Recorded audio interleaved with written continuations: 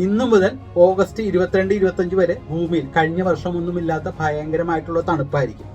ആ സമയത്ത് നമുക്ക് പനിയും ജലദോഷവും ശരീരവേദനയും എല്ലാം ഉണ്ടാവാം.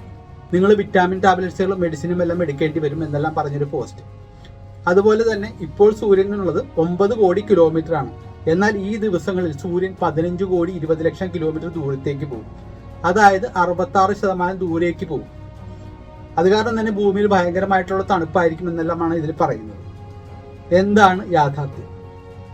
ആദ്യമേ പറയട്ടെ, ഇതിൽ പറയുന്ന കണക്കുകളെല്ലാം തെറ്റാണ്. സൂര്യനും ഭൂമിയും തമ്മിലുള്ള ദൂരം 9 കോടി കിലോമീറ്റർ അല്ല, ഏകദേശം 9 കോടി മൈലാണ്. അതായത് ഏകദേശം 15 കോടി കിലോമീറ്റർ ദൂരെയാണ്. ഇനി സൂര്യനും ഭൂമിയും തമ്മിലുള്ള അകലം വ്യത്യാസം വരുന്നുണ്ടോ? അത് ചെറുതായിട്ട് വ്യത്യാസം വരുന്നുണ്ട്. ഭൂമി സൂര്യനെ ഓരോ പ്രാവശ്യം ചുറ്റുന്ന സമയത്ത് ചെറുതായിട്ട് അടുത്തേക്ക് പോകുന്നുണ്ട്, ചെറുതായിട്ട് ദൂരേക്ക് പോകുന്നുണ്ട്. അതായത് ഏകദേശം 15 കോടി കിലോമീറ്റർ ആണ് ഒരു ആവറേജ് ഭൂമിയും സൂര്യനും തമ്മിലുള്ള ദൂരം.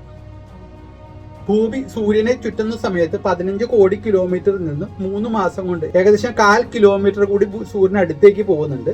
പിന്നെ 3 മാസം കഴിഞ്ഞപ്പോൾ 1/4 കിലോമീറ്റർ ദൂരേക്ക് വരും. അതായത് 15 കോടി കിലോമീറ്റർ തന്നെ ദൂരേക്ക് വരും. പിന്നീട് 3 മാസം കൊണ്ട് 1/4 കോടി കിലോമീറ്റർ ദൂരത്തേക്ക് പോകും. അതായത് 25 ലക്ഷം കിലോമീറ്റർ. അതായത് 6 മാസം കൊണ്ട് 15 കോടി കിലോമീറ്ററിൽ നിന്ന് ഏകദേശം 1/2 കോടി കിലോമീറ്റർ മാത്രമാണ് വ്യത്യാസം വരുന്നത്. ആ വ്യത്യാസം കാരണം ഭൂമിക്ക് മൊത്തം ഉണ്ടാവുന്ന താപനില എന്ന് പറയുന്നത് ഏകദേശം 2.2 അല്ലെങ്കിൽ 2.3 ഡിഗ്രി സെൽഷ്യസ് മാത്രമാണ് ഭൂമിക്ക് ആകെ താപനില വ്യത്യാസം വരുന്നത്.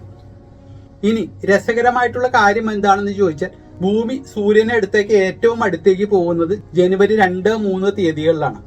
ആ സമയത്താണ് നമ്മുടെ ഉത്തരാർദ്ധഗോളത്തിൽ, അതായത് ഇന്ത്യ ഗൾഫ് എല്ലാം ഉൾപ്പെടുന്ന ഉത്തരാർദ്ധഗോളത്തിൽ ഏറ്റവും തണുപ്പ് അനുഭവപ്പെടുന്നത് സൂര്യൻ ഏറ്റവും അടുത്തുള്ള സമയത്ത്.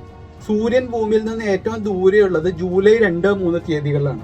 ആ സമയത്താണ് ഈ ഉത്തരാർദ്ധഗോളത്തിൽ, ഇന്ത്യ ഗൾഫ് എല്ലാം ഉള്ള ഈ ഉത്തരാർദ്ധഗോളത്തിൽ ഏറ്റവും ചൂട് അനുഭവപ്പെടുന്നത്. അതായത് ഭൂമി സൂര്യന് ഏറ്റവും അടുത്ത് പോകുന്ന സമയത്താണ് ഏറ്റവും തണുപ്പ് കൂടുതൽ, സൂര്യനിൽ നിന്ന് ഏറ്റവും ദൂരേക്ക് പോകുന്ന സമയത്താണ് നമുക്ക് ഏറ്റവും ചൂട് കൂടുതൽ. അത് ഉത്തരാർദ്ധഗോളത്തിലെ കാര്യമാണ് പറഞ്ഞത്. നമുക്കിവിടെ ഉത്തരാർദ്ധഗോളത്തിൽ ചൂട് കൂടുന്ന സമയത്ത് ഇവിടെ ദക്ഷിണാർദ്ധഗോളത്തിൽ, അതായത് ഓസ്ട്രേലിയ ന്യൂസിലൻഡിന്റെ ഭാഗത്തെല്ലാം അവിടെ തണുപ്പായിരിക്കും.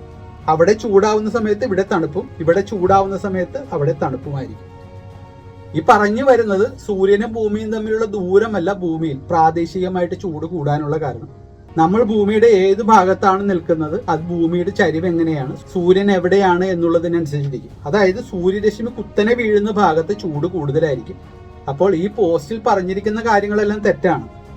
തെക്കേതാ കിഴക്കേതാ, അതുപോലെ തന്നെ കിലോമീറ്റർ എന്താണ്, മൈൽ എന്താണ് എന്നറിയാത്ത ഏതോ കേശവമാമൻ ഉണ്ടാക്കിയിരിക്കുന്ന പോസ്റ്റാണിത്. Thanks for watching. ശാസ്ത്രലോകത്തിന് വേണ്ടി ബൈജിരാജ്.